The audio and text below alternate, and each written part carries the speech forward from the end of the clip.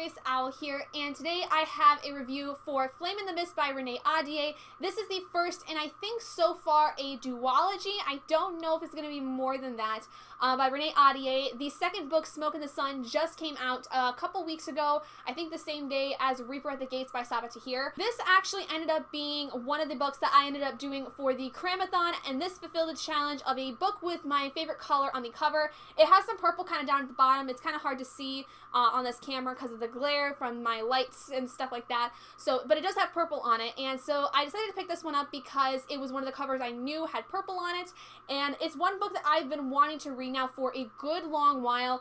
This was the pick for the biannual bibliothon last summer, and I did not have a chance to read it as the group book. I didn't even get to participate in it, unfortunately, but so I decided to pick it up because not long after the biannual bibliothon, I found it used at Schuler's, so I was really excited.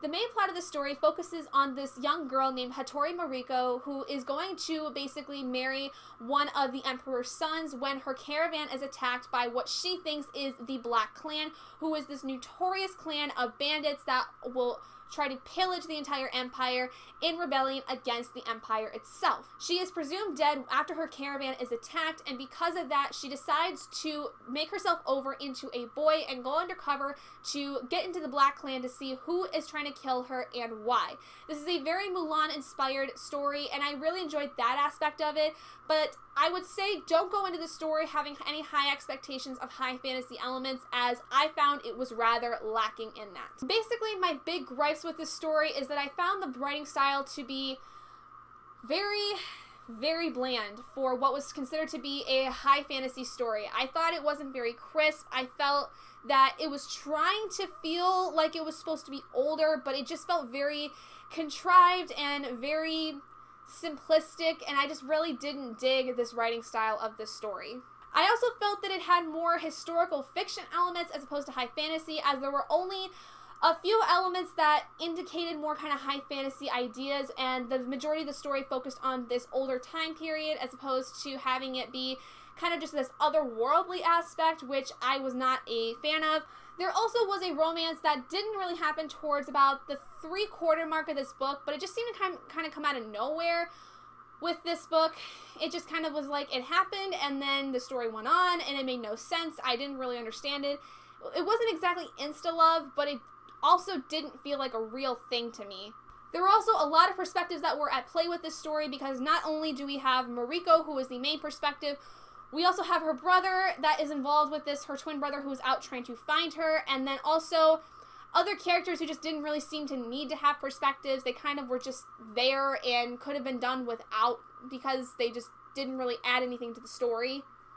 Because of these multiple perspectives that really didn't seem to do anything, it kind of started to hint at what was really going on in the story, but I think the ending would have been a lot more effective if there was kind of everything revealed towards the end of the plans and things that were going on politically, as opposed to trying to have it be hinted at by other perspectives that just didn't need to be there. I will say that there were some really awesome historical elements that were involved with this story, as there is a huge part that goes into the beliefs of, this ancient Japanese culture with the samurais and everything involving that. It even goes into how the ninja stars were actually made in the first place, possibly, which was really cool.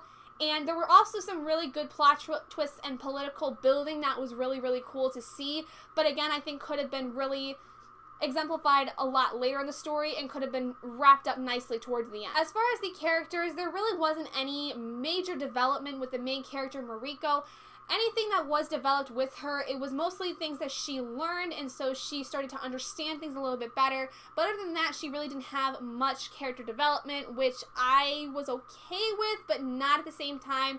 I can't quite exactly express my thoughts on this part of it. Like I said, one of the most disappointing aspects of this entire novel is that I felt the magic system was almost completely non-existent. For something that is supposed to be a high fantasy novel, I would have expected a lot more that was supposed to be involved with magic and sorcery and things of that nature, but it only seemed that there was a few elements that were involved, and then the rest was just Mulan.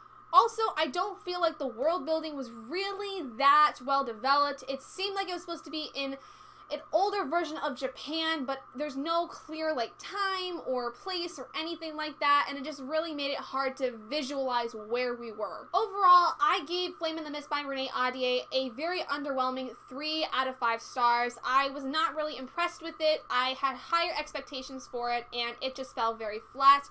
I will say that the plot itself did have some interest in it, and that I am interested in reading the next book, but it still is very disappointing for me, considering that I was expecting a high fantasy, and all I seemed to really get was a historical fiction-based novel. So there's that. But thank you guys so much for joining me in this review of Flame in the Mist by Renee Ahdieh. If you guys did enjoy it, please do give it a big thumbs up.